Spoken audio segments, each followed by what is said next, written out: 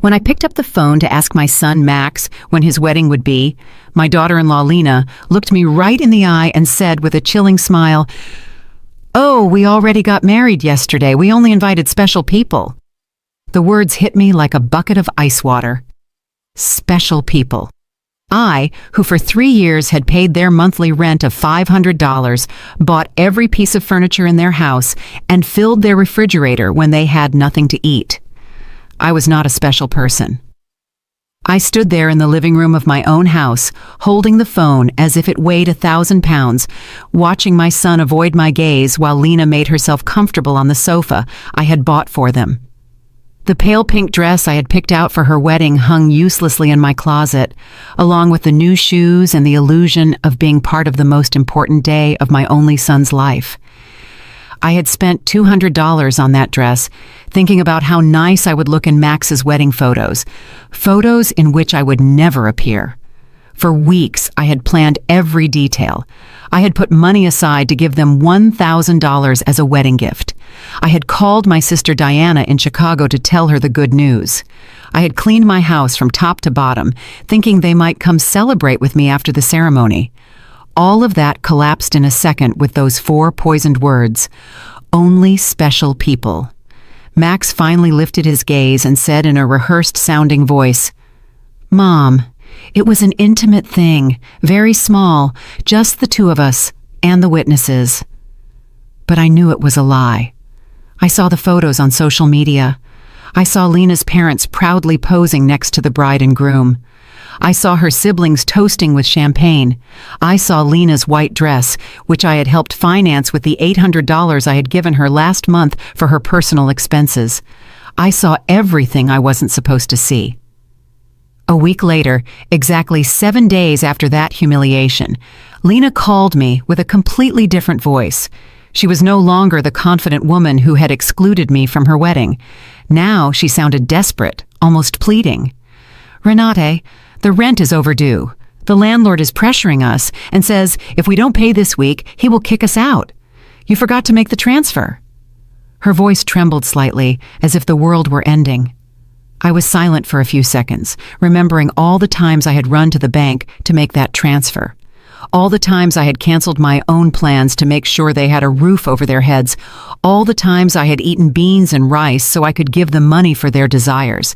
And now, after they had excluded me from the most important moment of their lives, they had the audacity to call me as if nothing had happened. "Lena," I said with a calm that surprised even me, "didn't I warn you that I only help special people?" The silence on the other end of the line was so deep that I could hear my own heart beating. For the first time in years, it was not I who was trembling, but her. "Renate, I don't understand," she stammered. "We were always special to you. You're like a second mom to me." Lies. All lies. Wrapped in that sweet voice she only used when she needed something. The same voice she had used to ask me for money for the wedding dress, for the honeymoon, for the rings, which I had helped finance without knowing I would never see the ceremony where they were exchanged. For so many years, I had this constant feeling of walking on eggshells, weighing every word, every gesture, every gift, hoping to get a crumb of affection from my own son. I was the perfect mother, the obliging mother-in-law, the silent provider who never protested when they treated me like I was invisible. But that phrase, "only special people," awakened something in me that had been dormant for far too long. I had calculated in my head how much money I had spent on them in those 3 years. Between rent, food, gifts, emergencies, and whims, it was over $20,000. $20,000 I had taken from my retirement, from my savings, from the money my late husband had left, so I could live my last years in peace. And what was all that for? To be treated like a stranger on my own son's wedding day. That night after I hung up, I sat on my bed and cried. But they weren't tears of sadness. They were tears of anger, of accumulated frustration, of years of silently endured humiliation. I cried for all the times they made me feel that my love was a burden, my presence a hindrance, my money the only thing I had to offer. I cried for the foolish mother I had been, for the woman who had lost herself trying to be indispensable to those who considered her dispensable.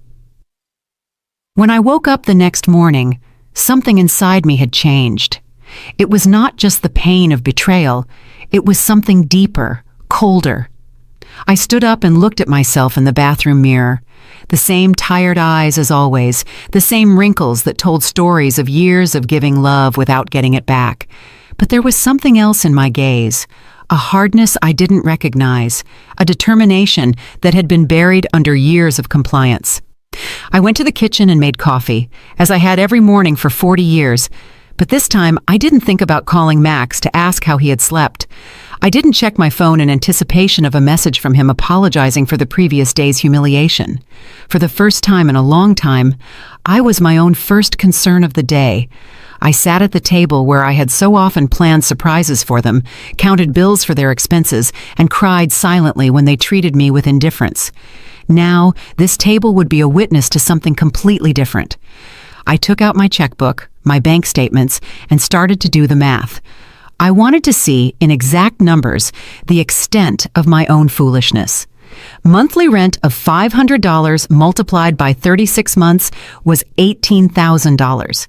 Food and supplies, approximately $200 a month, was another $7,200. Birthday gifts, Christmas gifts, anniversary gifts, at least $3,000. Lena's medical emergencies, $800.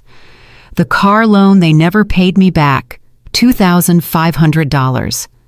The air conditioner repair in their apartment, $600. The living room furniture, $1,200, $33,400. That was the exact sum of my generosity. $33,400 I had wasted from my husband's inheritance, from my pension, from the savings I had put aside penny by penny for decades of honest work. All that money thrown out the window to keep two adults comfortable who couldn't even pretend to respect me. The phone rang, and I saw Max's name on the screen. Normally, my heart would have pounded as I ran to answer, hoping he would finally apologize and explain that everything had been a misunderstanding. But this time, I let it ring once, twice, 3 times. Finally, it fell silent, and I continued drinking my coffee as if nothing had happened.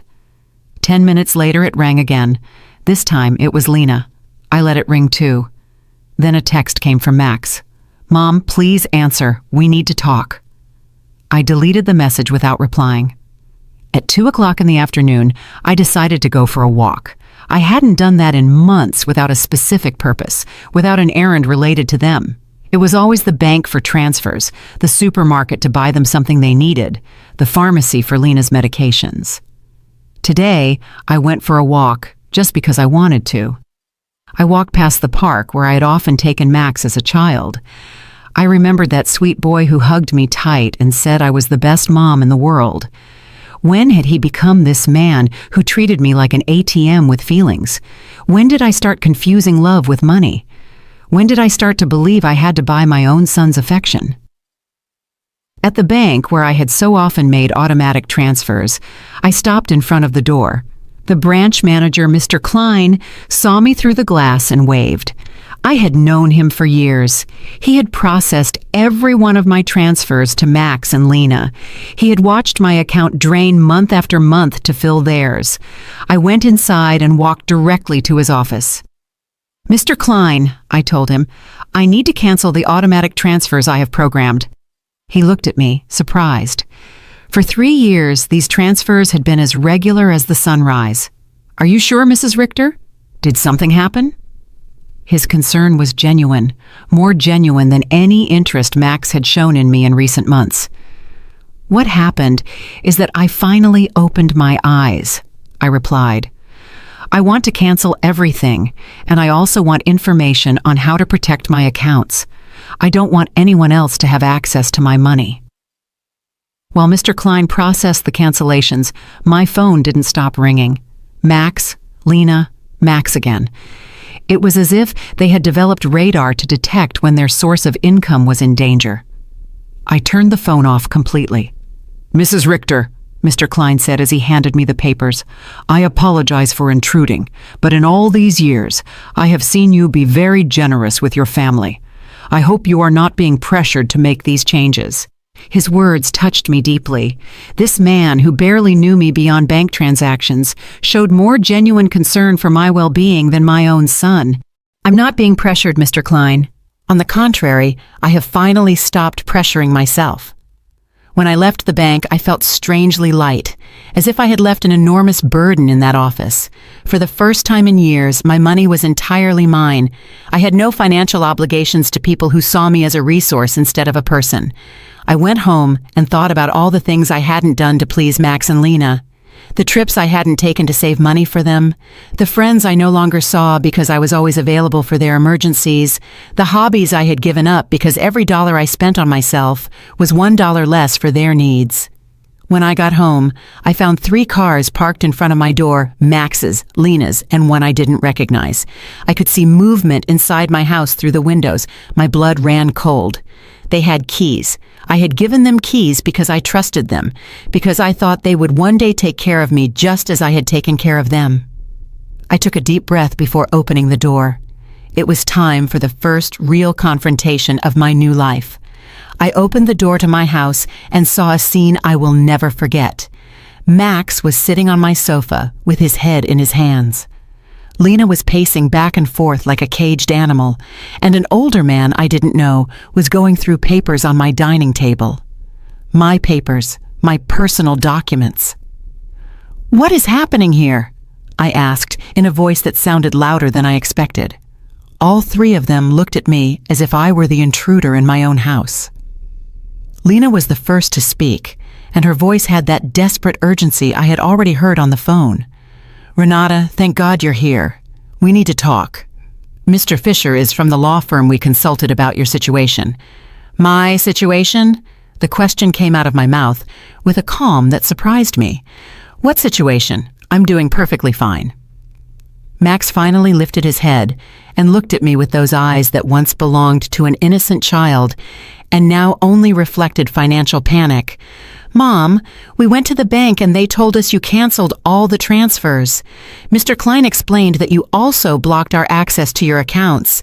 We don't understand why you did that." Mr. Fisher, a man in his 50s in a gray suit and a smile that didn't inspire confidence, approached me with an outstretched hand. "Mrs. Richter, I am Dr. Fisher, a family law attorney. Your children are concerned about your mental well-being and have asked me to assess the situation." I didn't shake his hand. Instead, I went directly to my dining table and collected all my documents that he had been reviewing without my permission. "These are my private papers. You have no right to look at them without my consent." "Mom," Max interjected with that condescending voice he had perfected in recent years, "we're worried about you. Your behavior has been very strange lately. First, you financially cut us off without an explanation. Then you don't answer our calls. We think you might need professional help." Lena approached and tried to take my hand with that fake tenderness she reserved for moments when she needed something. "Renate, honey, we know you're under a lot of stress. Maybe the loneliness is affecting you more than you think. At your age, episodes of confusion are normal." The word confusion echoed in my head like an alarm bell. Now I understood why they had brought the lawyer. It wasn't about helping me. It was about declaring me mentally incompetent and taking control of my finances. The same woman who had told me they only invited special people to their wedding was now treating me like a senile old lady. "I am not confused," I said with a firmness that silenced everyone. "I am clearer than I have been in years, and you are going to leave my house right now." Mr. Fisher interjected with that professional voice lawyers use when they want to sound reasonable. "Mrs. Richter, I understand you feel overwhelmed, but your children have a right to intervene if they believe your ability to make financial decisions is impaired. They have documented several concerning behaviors." Concerning behaviors. The laugh that came from my throat was hoarse, almost cruel. Like what? Deciding that my money belongs to me? Deciding to no longer finance the lives of 2 adults who treat me like trash? Lena jumped up as if I had slapped her. "We never treated you badly. You are part of our family. Everything you have will belong to us one day anyway. We are just speeding up the process." There was the naked, unvarnished truth.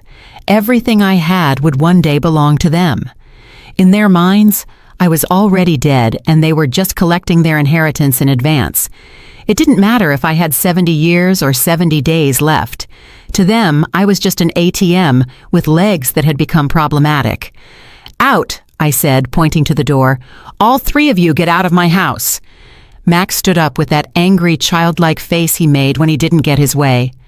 "Mom, we can't just leave. We have obligations.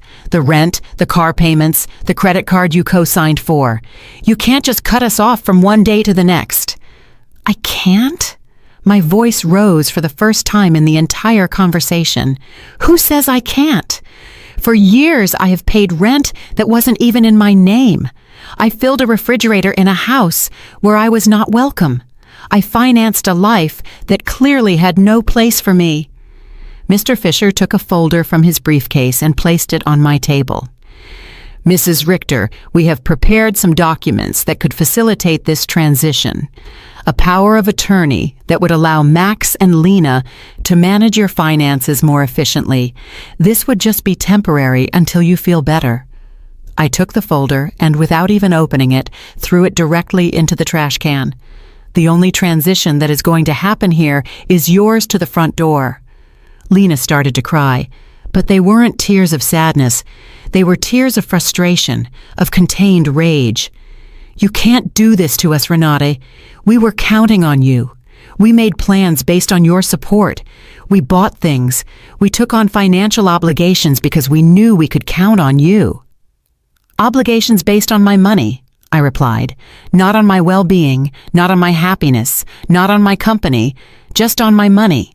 And now that I have decided that my money is better used in my own life, I am suddenly a confused old woman who needs legal guardianship?" Max tried to approach me, but I took a step back. He was no longer the boy who ran into my arms when he had nightmares.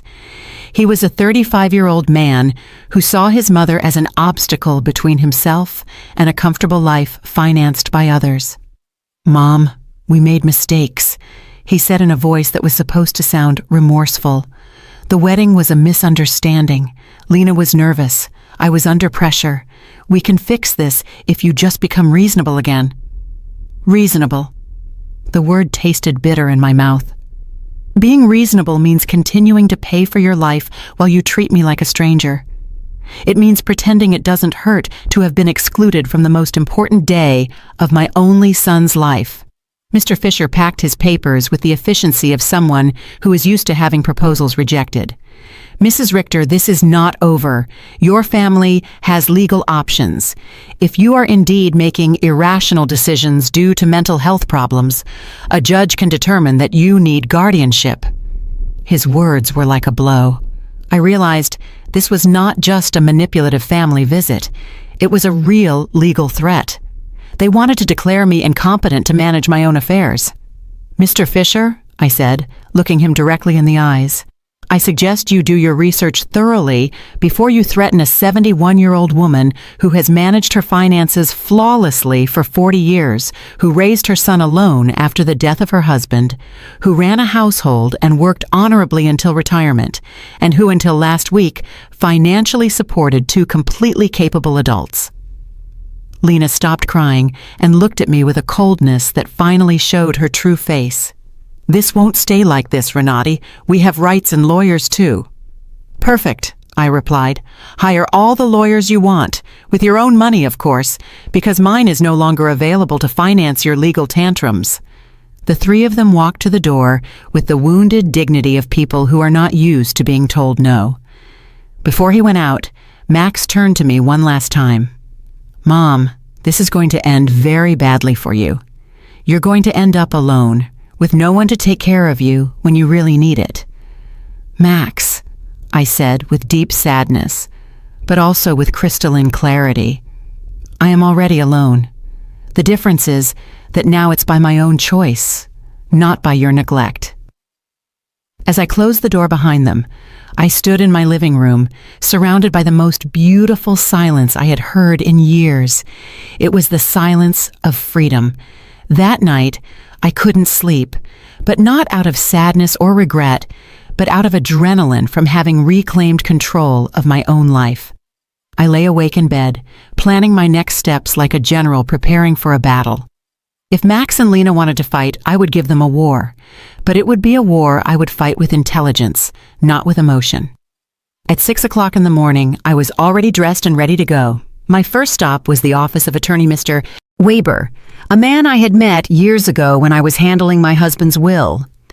Unlike Mr. Fisher, whom Max and Lena had brought, Mr. Weber had an impeccable reputation and specialized in protecting the rights of the elderly. "Mrs. Richter," he told me as I explained the situation, "what your children tried to do yesterday is more common than you think. It's called elder financial abuse, and it's a federal crime. The fact that they entered your house without permission and reviewed your private documents also constitutes a violation." His words both calmed and worried me. They calmed me because they confirmed I wasn't crazy, that what had happened was truly abusive. They worried me because I realized the situation was more serious than I had thought. "We have to document everything," Mr. Weber continued. "Every transfer, every gift, every time they pressured you for money. We will also change your will to protect your assets from future manipulation attempts." We spent 3 hours reviewing my financial records. Mr. Weber whistled when he saw the total sum. $33,400 in 3 years. "Mrs. Richter, with this money, you could have lived comfortably, traveled, and enjoyed your retirement. Instead, you completely financed the lives of 2 adults who didn't even respect you enough to invite you to their wedding." When I left Mr. Weber's office, I had a complete plan. First, I would change all the locks on my house. Second, I would install a security system with cameras to protect myself from future surprise visits. Third, I would open a new bank account at a different bank where they had no contact. And fourth, I would start living the life I had postponed for years. My next stop was the hardware store.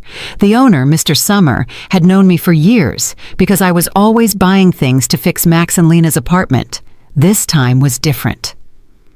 "Mrs. Richter, what brings you here today? Another emergency with your son?" he asked with the familiarity of a person who had silently witnessed my wasted generosity. "No, Mr. Summer. This time it's for my own house. I need to change all the locks, and I want them to be of the best quality." He looked at me, surprised, but asked no questions. While I was choosing the locks, his son Ethan, who installed security systems, came by. It was Providence in action. "Ethan," I told him, "I also need to install surveillance cameras, the complete system. The price is not an issue." While they were preparing everything for the installation the next day, I received a call from an unknown number. It was Lena calling from someone else's phone because I had blocked her number after the previous day's confrontation. "Renate, it's Lena. Please don't hang up. We need to talk like civilized adults." "Speak," I said dryly. "Listen, I understand you're upset about the wedding. It was a mistake. Max and I have talked about it, and we want to make it up to you. How about we have a special dinner to celebrate our wedding with you? We can do it at your house, cook together like we used to." The manipulation in her words was so obvious that I almost had to laugh. "Lena, how much rent do you owe exactly?" The silence on the other end confirmed that I had hit a nerve.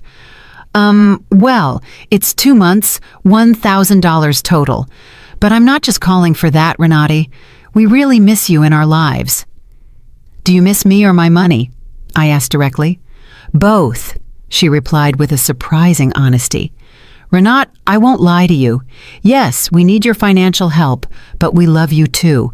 You're important to us." "If I'm so important," I said, "why wasn't I important enough to be at your wedding? Why am I not important enough to get a call that doesn't ask for money? When was the last time you called me just to ask how I was doing?" Another silence. We both knew the answer. Never. "Lena, I'm only going to explain this to you once. For 3 years, you have treated me like an ATM with feelings. You used me. You ignored me. You humiliated me. And finally, you insulted me in the worst possible way. Now that the money is running out, you suddenly discover you love me. Renat, please. I cut her off. There is no please. You made your choice when you decided I wasn't special enough to be at your wedding. Now I'm making mine. I hung up and turned the phone off completely. I didn't want any more interruptions on my day of liberation. That afternoon, I went to the beauty salon I hadn't been to in over a year. I always canceled my appointments because Max or Lena needed something urgent, or because the money I had set aside for myself became an emergency for them. "Mrs. Richter?" my favorite hairstylist Cynthia called out. "What a surprise! I thought you had forgotten us." "I didn't forget you, Cynthia. I just forgot that I also deserve to be pampered." I treated myself to the full treatment: cut, color, manicure, pedicure. For the first time in years, I spent money on myself without feeling guilty. While Cynthia worked on my hair, she told me about her life, her children, her dreams. It was refreshing to have a conversation that didn't revolve around Max and Lena's needs. "You look beautiful, Mrs. Richter," she said when she was done. "But more than that, you look free. Did something good happen?" "Yes, Cynthia. I finally learned to say no." When I got home that afternoon, there was a car in front of my door that I didn't recognize. My heart raced for a moment, thinking Max and Lena might have come back with reinforcements. But as I got closer, I saw an older woman sitting on the steps of my porch. "Mrs. Richter?" she asked as I got out of the car. "Yes, that's me. Can I help you?" "I'm Eleanor Brooks. I live next door. We've been neighbors for years, but we've never had a chance to talk. Yesterday I heard very loud voices in your house, and I got worried. Is everything okay?" Her sincere concern touched me deeply. Here was a stranger who showed more interest in my well-being than my own son. "Come in, Mrs. Brooks. I'll make you a coffee, and I'll tell you a story you won't believe." While I was making coffee, I told her the whole situation. Eleanor listened without interrupting, nodding occasionally, and when I finished my story, her eyes were filled with tears. "Mrs. Richter," she said, "you did the right thing. I went through something similar with my daughter 5 years ago. I also thought it was my duty to finance her adult life. I also believed they wouldn't love me if I didn't give them money. What happened? I cut off the money when I realized they only called me when they needed something. At first it was terrible. They threatened me, emotionally blackmailed me, tried to make me feel guilty. But after 6 months, my daughter called to genuinely apologize. Now we have a real relationship based on love, not on money." Her words gave me hope and confirmed that I had made the right decision. "Do you think Max and Lena will understand one day?" "Maybe yes, maybe no," she answered honestly. "But that's no longer your responsibility, Mrs. Richter. Your responsibility now is to live your own life." That night, for the first time in 3 years, I went to bed without worrying about whether Max and Lena had money for rent, for food, for their whims. I went to bed thinking about myself, my plans, my future, and I slept better than I had in years. The next day, Ethan and Mr. Summer came at 8 in the morning to change the locks and install the security system. While they worked, my phone didn't stop ringing from unknown numbers. Lena was still trying to contact me from different phones, but I had developed a new skill, completely ignoring calls that didn't suit me. "Mrs. Richter," Ethan said as he installed the cameras. "This system will give you absolute peace of mind. You can see from your phone who is coming to your house, even when you're not here. And if someone breaks in without permission, an alert is automatically sent to the police." The irony was not lost on me. I was installing a security system to protect myself from my own son, but it didn't hurt as much as it used to. It was simply a practical measure to maintain my newfound peace. While they were working, I decided to do something I hadn't done in years: call my sister, Diana, in Chicago. We had lost touch because every time we talked, I would tell her about Max and Lena's successes, about how much money I had spent on them, about how proud I was to be able to help them. I now realized that our conversations had become financial reports disguised as family news. "Renate," Diana answered, surprised. "Sister, how are you? We haven't spoken in months." "I'm good, Diana. Better than good. I'm calling you to tell you that I've finally come to my senses." I told her the whole story from the beginning, the secret wedding, the humiliation, the visit with the lawyer, my decision to cut off the funding. Diana listened to me in silence, and when I was done, her answer surprised me. "Renate, sister, it was about time. Every time we spoke, it broke my heart to hear you brag about how much money you gave them, as if love could be measured in dollars. I wanted to tell you something, but I didn't know how." "What did you want to tell me?" "That Max never spoke lovingly about you when I saw him at family gatherings. It was always, 'My mom helped me with this,' or 'My mom bought me that,' but never, 'I miss my mom,' or 'I love my mom.' It was as if you were a service provider, not a person." Her words hurt, but it was a necessary pain, like when a doctor cleans an infected wound. It hurts, but it's part of the healing. "You know what else I noticed?" Diana continued. "Lena always spoke about you in the future tense. When Renate is no longer here, we can remodel her house, or when we inherit, we will invest in the business, as if they were waiting for you to die to really live." This revelation hit me like a bucket of ice water. They didn't just see me as an ATM, they saw me as a temporary obstacle between them and their money. While I was trying to make them happy, they were planning their future without me. After talking with Diana, I sat in my kitchen, processing all this information.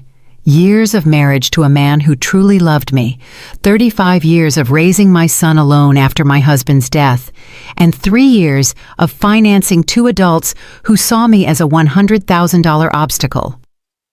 The doorbell rang, and on the new cameras, I saw it was Eleanor, with a mug in her hands.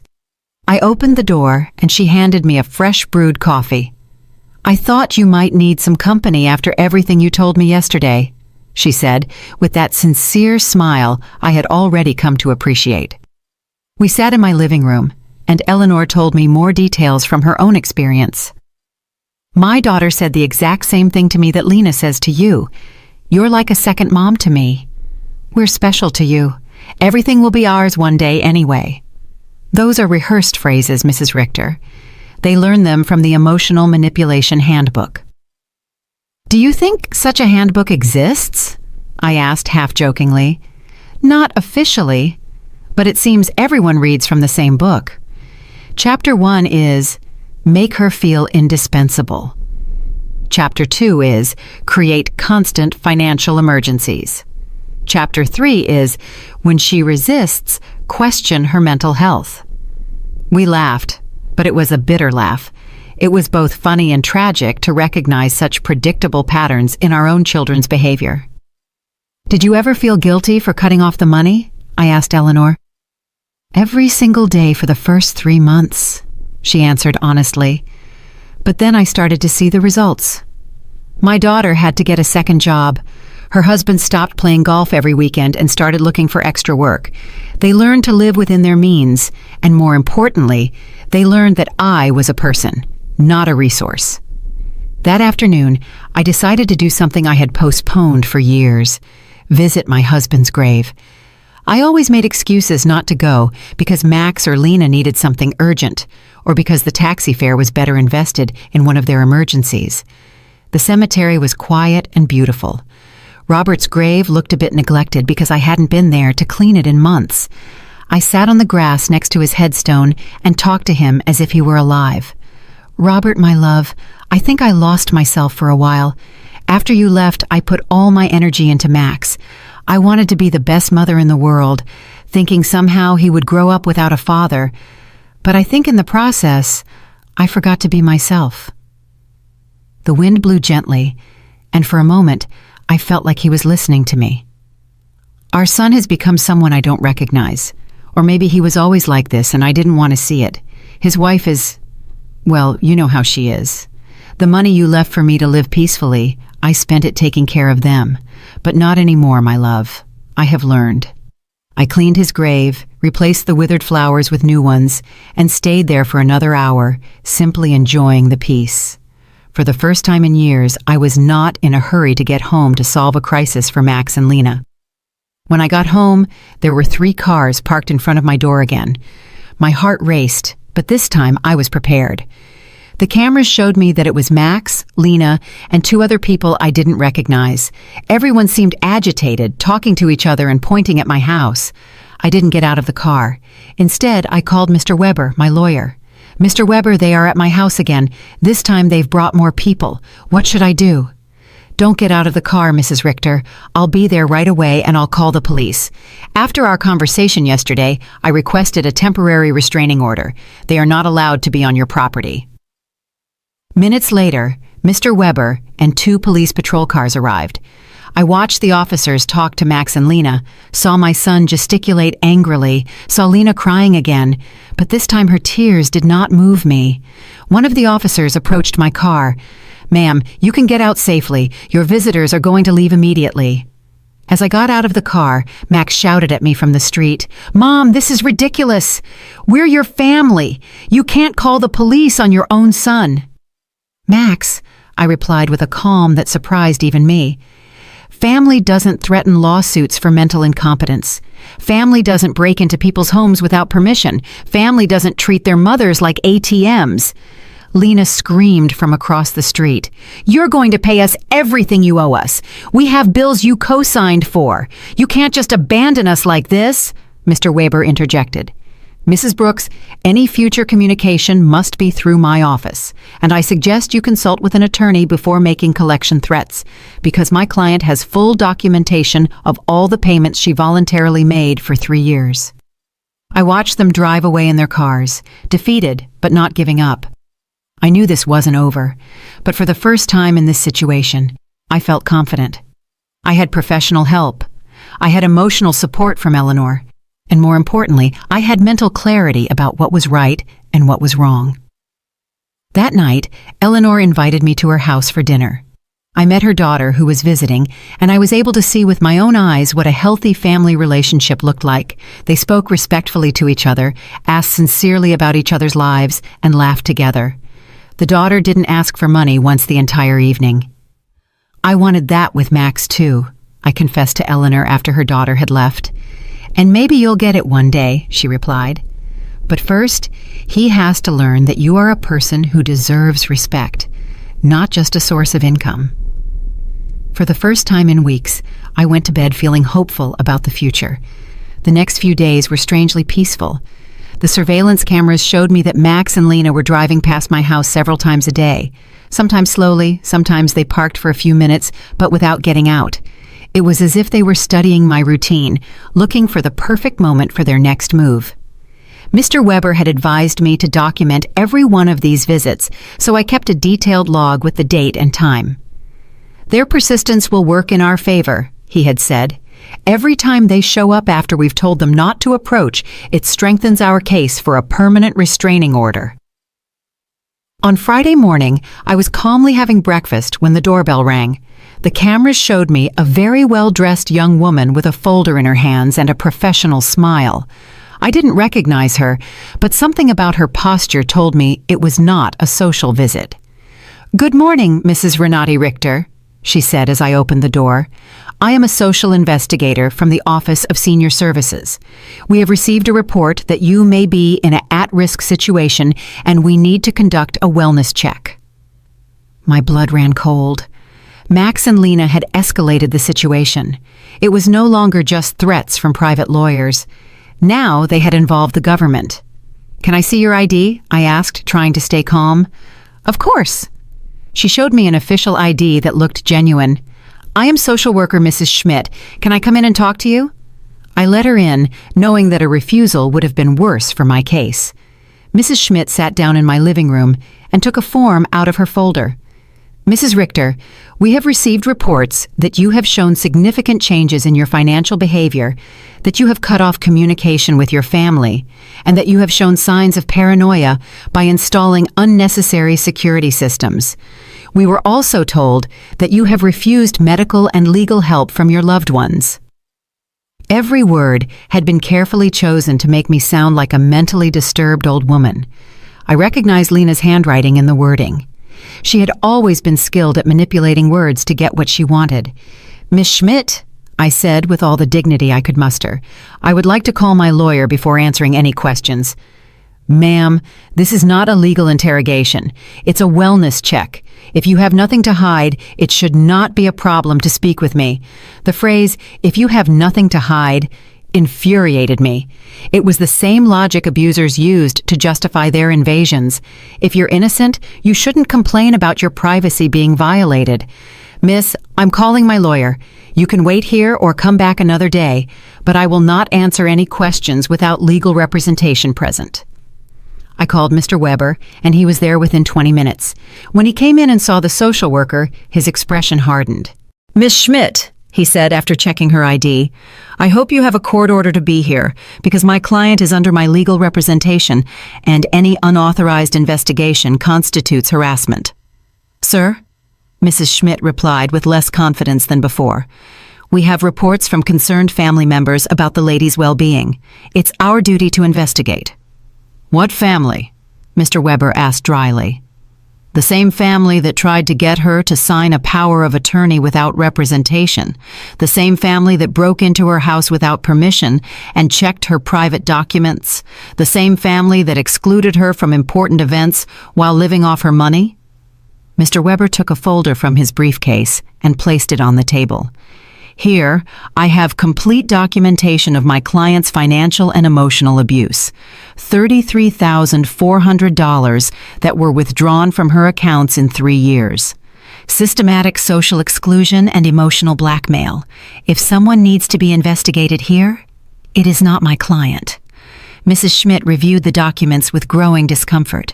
It was obvious that the information she had been given did not match the reality she had in front of her. "Mrs. Richter," she said finally, "can you explain to me why you so abruptly stopped financial support for your son?" "Because I finally discovered they were using me," I replied simply. "Because I realized that to them, I wasn't a mother, but a bank account. Because I was tired of financing the lives of people who saw me as an obstacle." "But don't you feel it's your responsibility to help your family?" The question outraged me. "Miss Schmidt, my responsibility as a mother was to raise my son until he was 18, to educate him, and to give him the tools to be an independent adult. My son is 35 years old, married, and perfectly capable of supporting himself.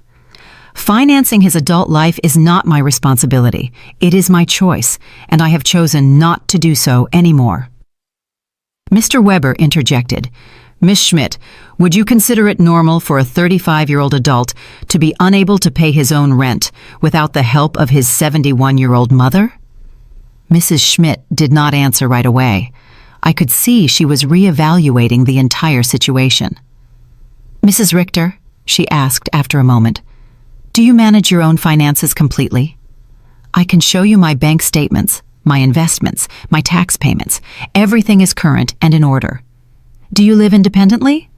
As you can see, I keep my house clean. I take care of myself physically. I drive my own car. I have healthy social relationships with my neighbors. Do you take any medication?" "Just vitamins and occasionally aspirin. I don't have any medical conditions that require medication." Mr. Weber added, "My client has just undergone extensive medical exams as part of our legal process. She is in perfect mental and physical condition." Mrs. Schmidt closed her folder and sighed. "Mrs. Richter, based on this conversation and the documentation I have reviewed, I see no indication that you are at risk or in need of intervention. I will close this case." After she left, Mr. Weber and I remained silent for a few minutes. "Renat," he said finally, "this is going to continue to escalate. Max and Lena are spending money they don't have to hire professionals to try to have you declared incompetent. Does that mean they are desperate? It means that exactly.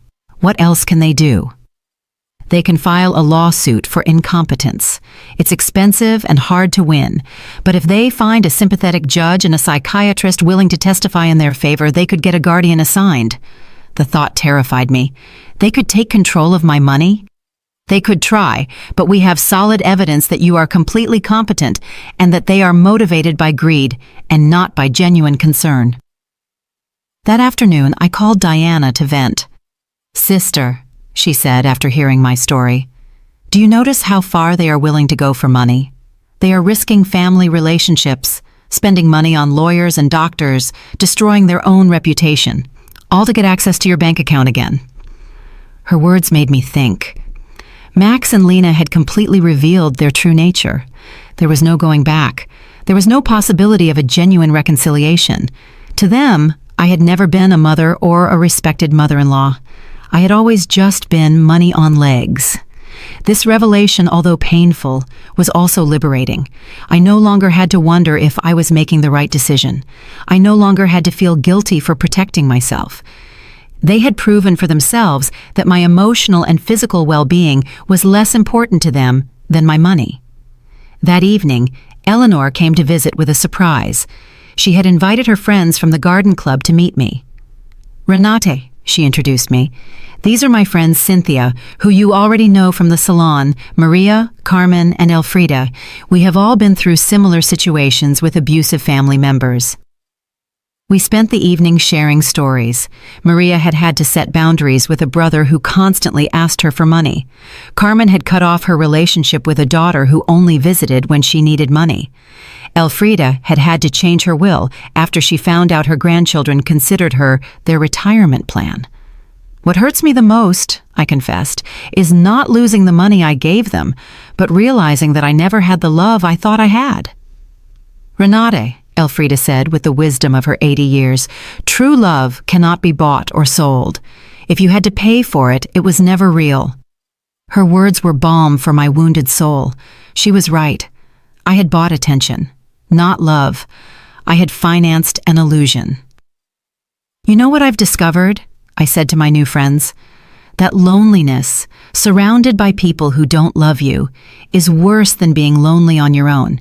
At least now, when I am alone, I am in good company." Everyone laughed, and we toasted to our newfound wisdom. That night, after my new friends had left, I sat in my garden, thinking. The stars shone brighter than ever, or perhaps I was seeing them with clearer eyes. For the first time in my adult life, I was completely alone financially. I had no dependents, no financial obligations to anyone but myself. And instead of scaring me, this reality excited me. I could travel when I wanted. I could remodel my house. I could buy myself nice clothes. I could donate to charities that were important to me. I could invest in my own future instead of financing the present of ungrateful people. Freedom tasted like hope, and for the first time in years, I wanted to plan my future.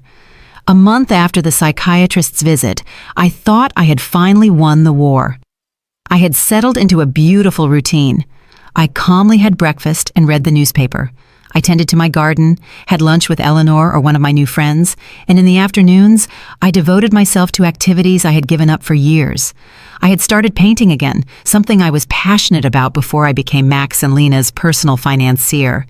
But on a Thursday morning, while I was painting flowers on my new easel, Mr. Weber came to my house with a grim expression that made my blood run cold. "Renate, we need to talk. Max and Lena have filed a formal lawsuit for mental incompetence in family court. They are requesting to have a legal guardian assigned to you." The words fell on me like stones.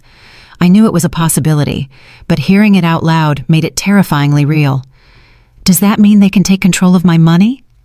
"If a judge determines that you are unable to manage your affairs, yes, he could place Max as your legal guardian, which would give him full control over your finances."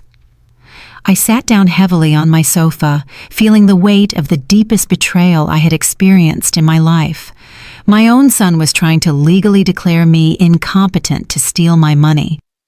"Mr. Weber, what evidence could they have? You yourself have seen that I am completely competent." "They have statements from 3 witnesses who claim you have behaved erratically. They also submitted unpaid doctor's bills that you supposedly didn't pay, and medications that you supposedly hoarded without taking them."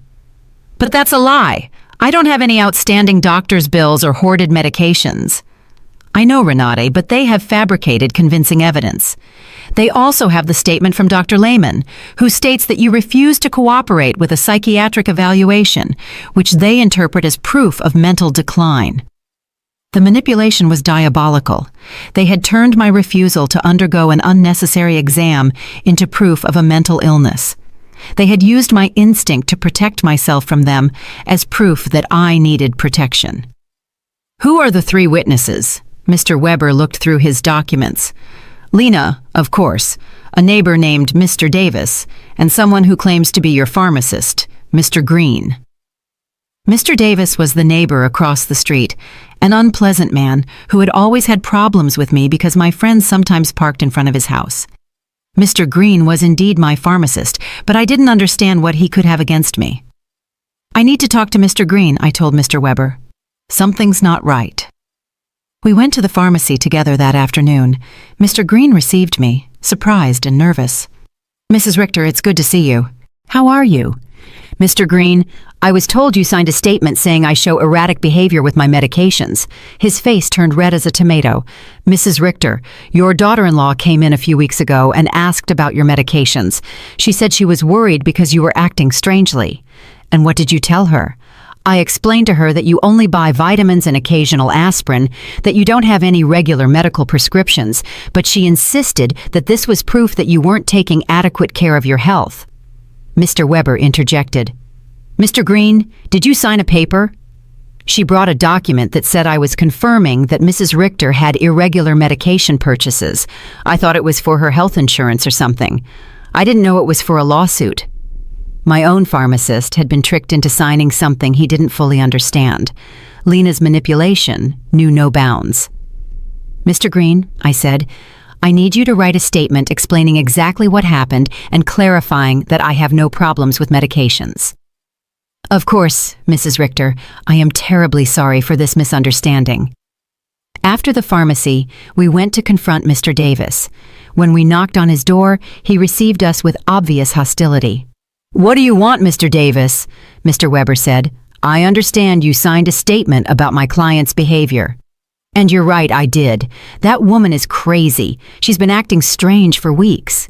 "Can you be more specific about the behaviors you observed?"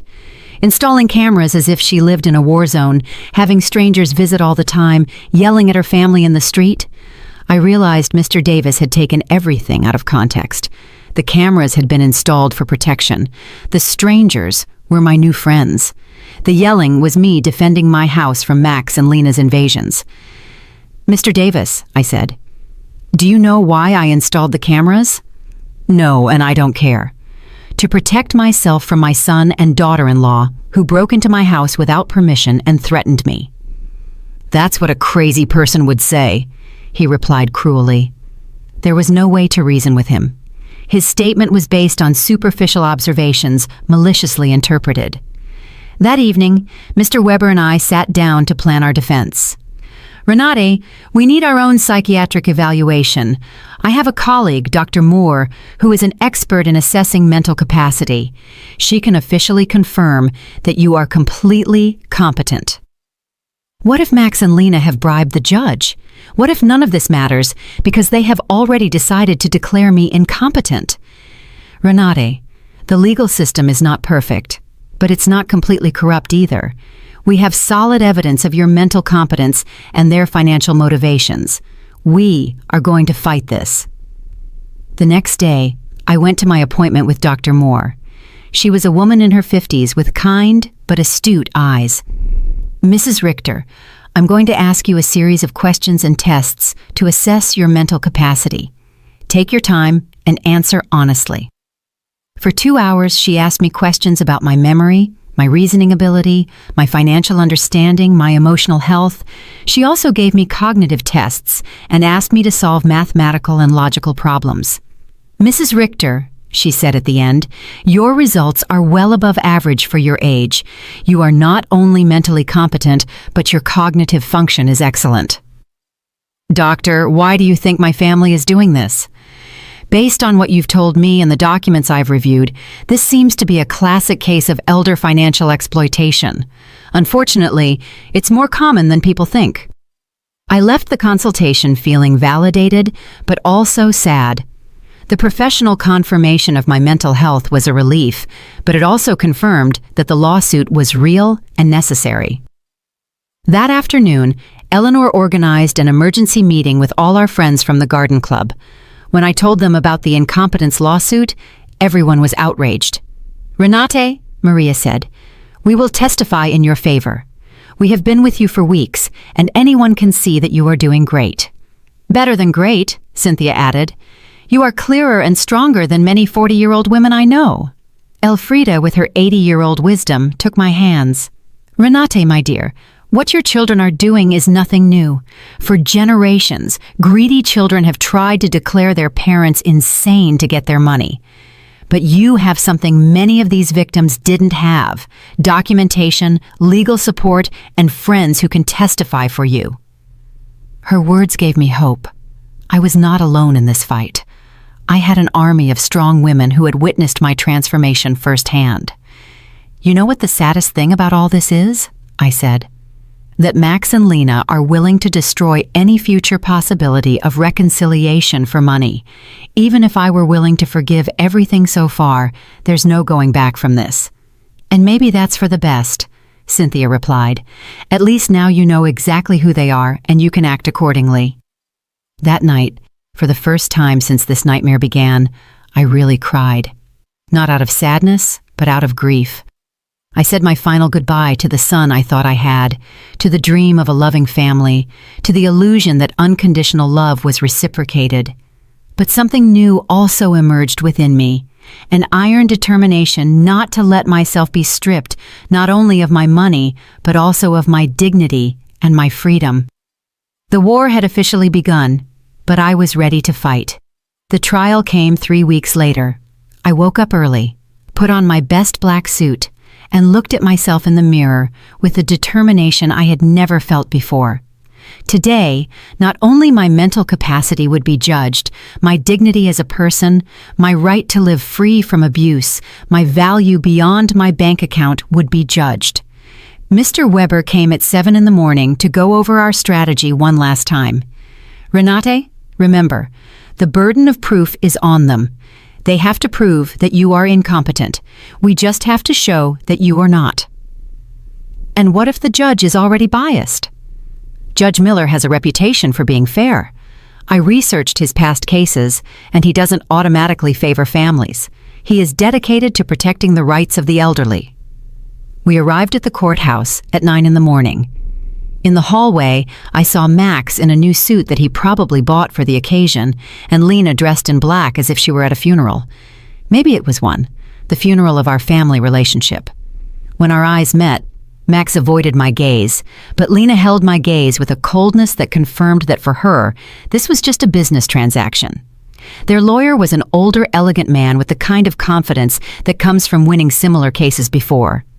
When he began his opening statement, his strategy was clear: to portray me as a confused old woman who had been manipulated by strangers to alienate me from my loving family. "Your Honor," he said in a solemn voice, "Mrs. Renate Richter has shown a clear mental decline in recent months. She has cut off all financial support for her family without a rational explanation. She has installed unnecessary security systems due to paranoia, and has isolated herself from her loved ones under the influence of neighbors and lawyers who are obviously taking advantage of her vulnerable situation." Every word had been carefully chosen to make my self-empowerment sound like dementia, and my freedom sound like external manipulation. Then they called their witnesses. Lena was the first to testify, and her performance was Oscar-worthy. She cried as she described how I had completely changed, how I had become hostile and paranoid, how I had isolated myself from the family that loved me. "Your Honor," she said in a trembling voice, "Renate has always been like a second mom to me.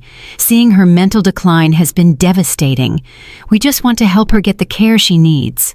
Lies, wrapped in convincing tears. When Mr. Weber cross-examined her, the cracks in her story began to become visible. "Mrs. Schuster, can you tell the court, when was the last time you called my client without asking for money?" Lena stammered. "Well, we always talked about many things. Can you give me a specific date?" "I don't remember exact dates." "Is it true that you and your husband got married without inviting my client?" "It was a very small ceremony." "Is it true that when my client asked about the wedding, you told her that you had only invited special people?" Lena's face turned red. Those words were taken out of context. What would be the right context to tell your mother-in-law that she is not a special person? She couldn't answer convincingly. Max was next. Seeing him on the witness stand, swearing to tell the truth while preparing to lie about my mental health, was one of the most painful moments of my life. This was the boy I had raised alone, the one I had dedicated my entire life to. My mom has always been very generous with us, he testified. But lately, she has become erratic and irrational. We believe she is being manipulated by people who are taking advantage of her. When Mr. Weber cross-examined him, the mask fell completely. Mr. Richter, how much money have you received from your mother in the last 3 years? I don't know the exact amount. Does $33,400 sound about right? Maybe. She's always been generous. And how many times have you visited your mother without asking her for money? The silence was deafening. Is it true that you and your wife broke into my client's house without permission and checked her private documents? We were worried about her. Is it true that you brought a lawyer to pressure her into signing a power of attorney? We wanted to help her manage her finances. Do you, at 35 years old, need the help of your 71-year-old mother to pay your rent? Max couldn't answer with dignity. Mr. Davis testified about my supposed erratic behaviors, but when Mr. Weber asked him for details, he admitted that he had never spoken to me directly and that all his information was based on superficial observations. Dr. Lehman testified that my refusal to undergo an evaluation was proof of mental decline. But Mr. Weber submitted the documentation of our evaluation with Dr. Moore, which completely refuted his conclusions. Then it was our turn. Mr. Weber first called Mr. Green, my pharmacist, who explained how he had been tricked into signing a statement that distorted my medication buying habits. Dr. Moore testified about my excellent mental state and presented the results of the cognitive tests, which had been flawless. Mr. Summer from the hardware store testified about my mental competence and explained that my decisions to cancel automatic transfers were completely rational and had been processed correctly. Eleanor and my friends from the garden club testified about my clarity, my newfound vitality, and my ability to maintain healthy social relationships. Finally, it was my turn to testify. I stood up with dignity and walked to the witness stand, feeling the weight of 71 years of experience, of wisdom gained through pain, of strength discovered in adversity. Mr. Weber guided me through my testimony, letting me tell my whole story. The $33,400 spent in 3 years, the humiliation of being excluded from the wedding, the constant emotional manipulation, the violation of my privacy, the legal threats. Mrs. Richter, Mr. Weber finally asked, why did you decide to stop financial support for your son and daughter-in-law? Because I finally understood that what I was getting from them was not love, I replied in a clear, loud voice. It was a commercial transaction disguised as a family relationship. My money was welcome, but I, as a person, was not. Do you regret your decision? I only regret that it took me so long to make it. Max's lawyer tried to make me appear confused during his cross-examination, but I answered every one of his questions with clarity and precision. When he tried to imply that my new friendships had manipulated me, I explained to him that for the first time in years, I had relationships based on mutual respect and not on financial interest. In his closing argument, Max's lawyer insisted that I was a victim of external manipulation. Mr. Weber's rebuttal was devastating. Your Honor, what we have seen here is not the case of an incompetent old woman, but that of a woman who has finally found the strength to free herself from years of financial and emotional abuse. The plaintiffs have presented no real medical evidence of mental incompetence. What they have presented is frustration, because their source of income has decided to exercise her legal and moral right to protect her own resources. Judge Miller retired to deliberate for 2 hours that felt like 2 years. When he came back, his expression was serious but clear. After reviewing all the evidence presented, he began, "it is obvious to this court that Mrs. Renate Richter is in full possession of her mental faculties. Professional psychiatric evaluations confirm her cognitive competence. Her financial decisions, as painful as they may be for her family, are completely rational and within her rights." My heart began to beat faster. "Furthermore," the judge continued, "the evidence suggests that this lawsuit is motivated by financial interest rather than by genuine concern for Mrs. Richter's well-being. The court completely denies the request for guardianship." I had won. I had not only won the lawsuit, but also my freedom, my dignity, my right to live free from the abuse of those who supposedly loved me. When we left the courthouse, I saw Max and Lena talking angrily with their lawyer. Lena gave me a look of pure hatred before she walked away. Max looked at me one last time, and for a second, I saw something that could have been regret, but it was already too late. That night, Eleanor organized a celebration at my house with all our friends. We toasted to justice, to freedom, to the sisterhood of strong women who support each other. "Renata," Elfrida told me, "today you didn't just win a trial, you won back your life." She was right. For the first time in years, the future was completely mine. I could travel, I could love, I could create. I could live without fear, without guilt, without manipulation. 3 months later, I sold my house and moved to a beautiful apartment near the city center. I donated half of my money to organizations that protect the elderly from family abuse. With the other half, I began to live the life I had always wanted. I traveled through Europe, took art classes, and joined volunteer groups. I never heard from Max and Lena again. I heard from others that they had to move to a smaller apartment and that Lena had found a job for the first time in years. Perhaps the adversity would teach them what my generosity never could, the value of honest work and independence. Some nights, when I look at the stars from my new balcony, I think about the woman I was a year ago. Fearful, manipulated, believing I had to buy love. That woman is dead, and in her place, someone has been born who has understood a fundamental truth. True love never has a price, and freedom is never too expensive. My name is Renate. I am 72 years old, and I have finally learned that the most important person I have to love and protect is myself. If you liked my story, you can support me by making a donation so I can write more stories. Thank you in advance. And you, what would you do in this person's place? I would love to hear your opinion, so please share it with me in the comments. I'm always curious about what you all think. And also write me where you heard this story. For more life stories like this, like the video, and subscribe to my channel. There are many other stories waiting for you. With heartfelt greetings until next time, M.